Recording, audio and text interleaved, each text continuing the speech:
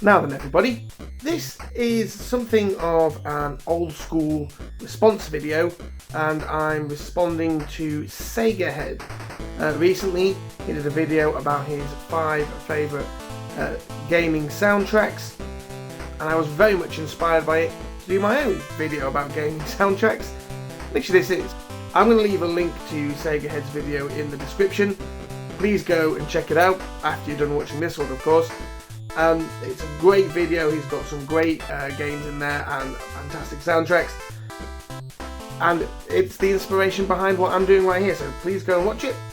First of all, I think we need to set some ground rules about what I am going to choose and what I'm not going to choose in this video.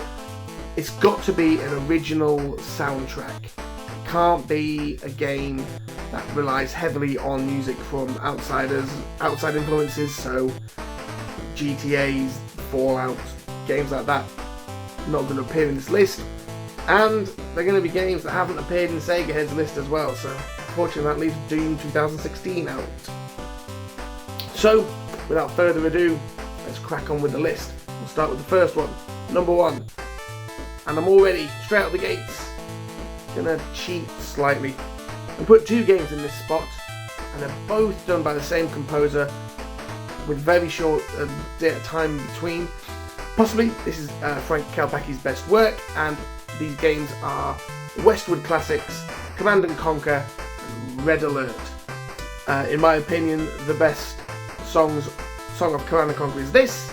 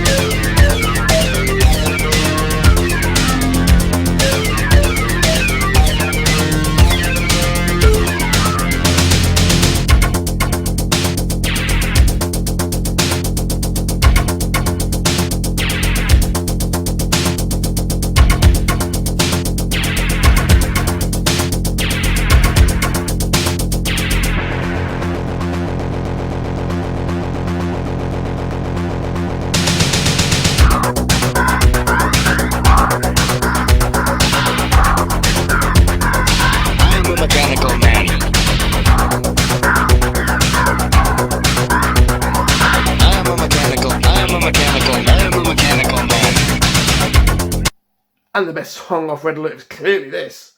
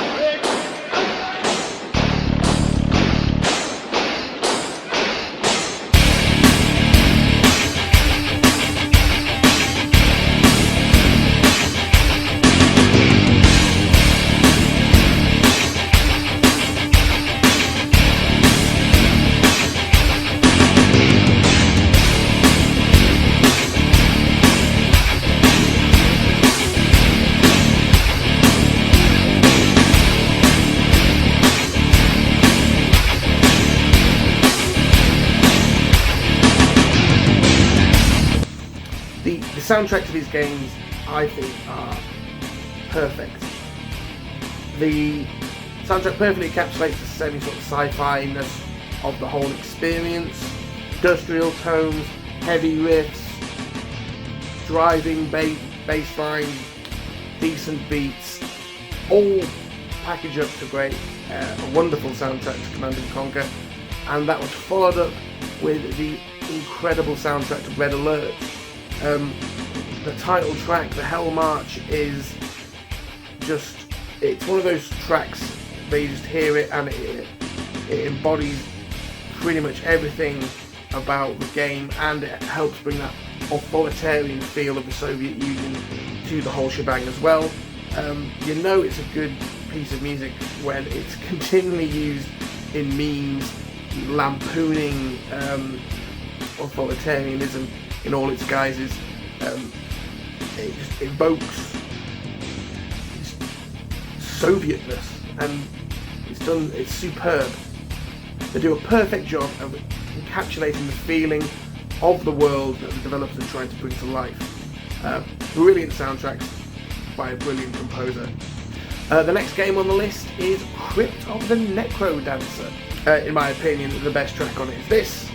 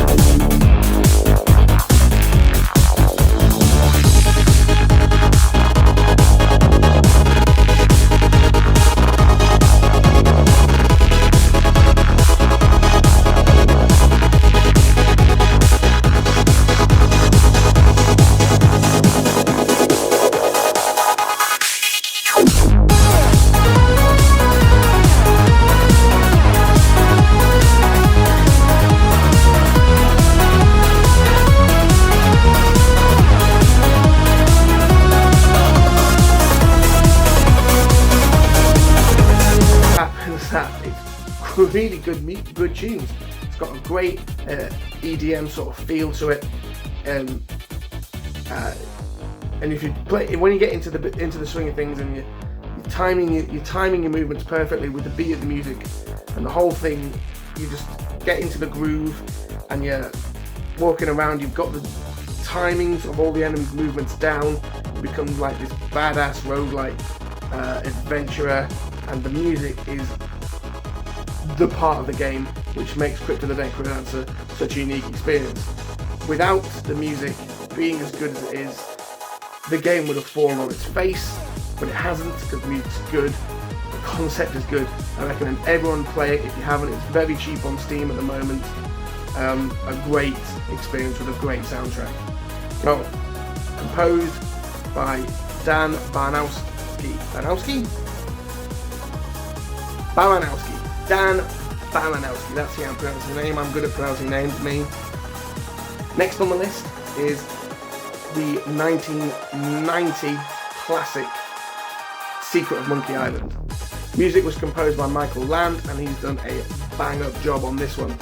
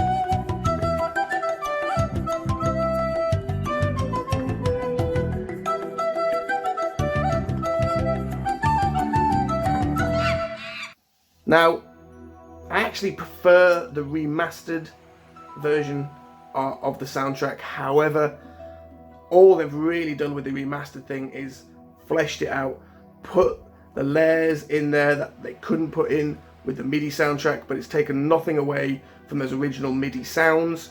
It still sounds like the original, it's just richer. That's all it is. The music's the same. The music from the original can't be beaten, and they didn't try and beat it.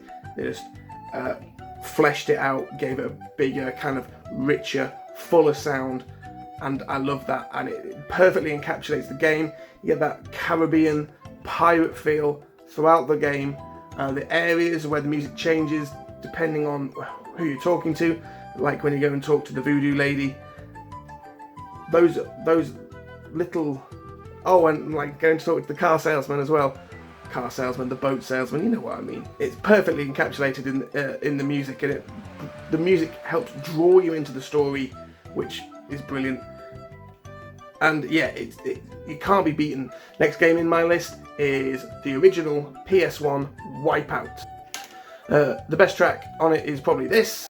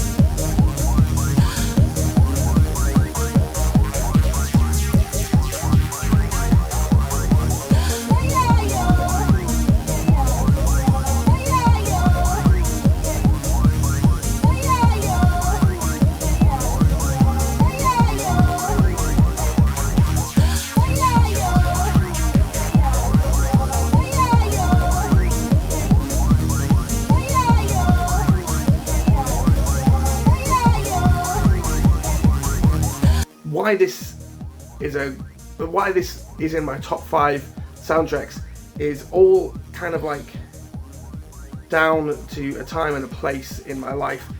The game came out in 1997, and at that time I was just starting to discover what music was, and at the time people listened to big beat music, so Chemical Brothers, Propeller Heads, that kind of stuff. And that's what this game was. It was just lots and lots of big beat style electronic dance music, and I loved that kind of music. The game was great. It was fast paced, energetic, and a great racer, and the reason I like it so much is because that was the music I was getting into at the time.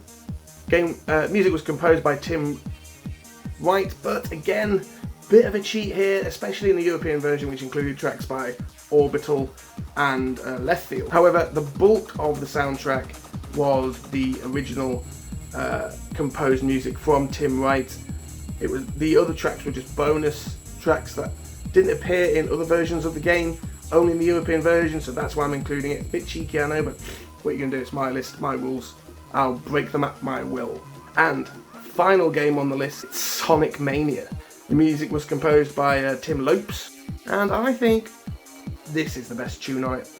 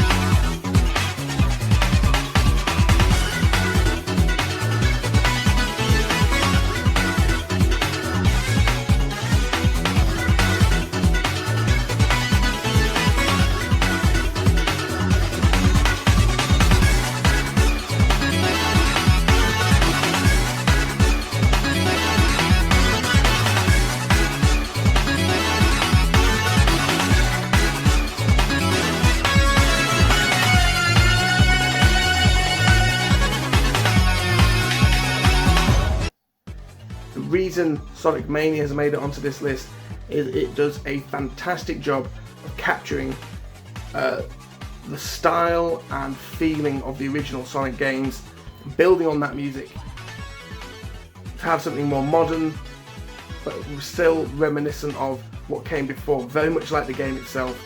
It's just a modern take on what the game was like when it was first released.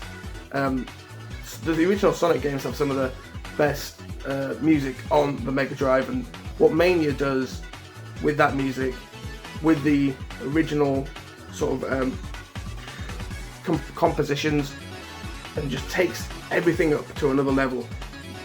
Makes you feel like you're playing the old games, but if we listen to music in isolation next to the original tracks, you can just tell how different they are.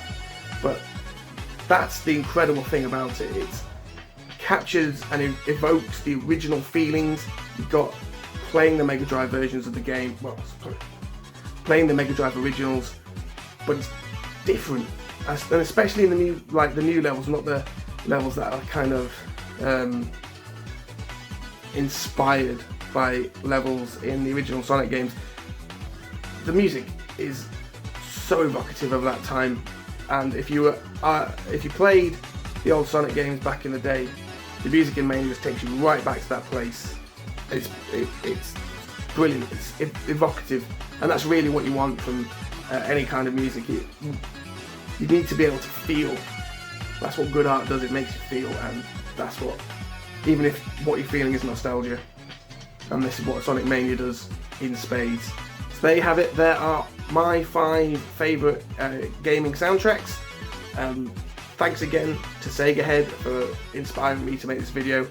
Again, please go check out his video, link is in the description.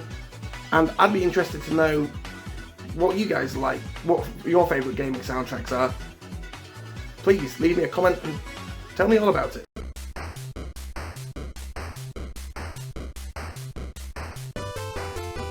Right, here we are at the end of the video. Please like it, share it, and if you haven't already, subscribe. And here's another video of my excellent content, and I'll catch you guys in the next one.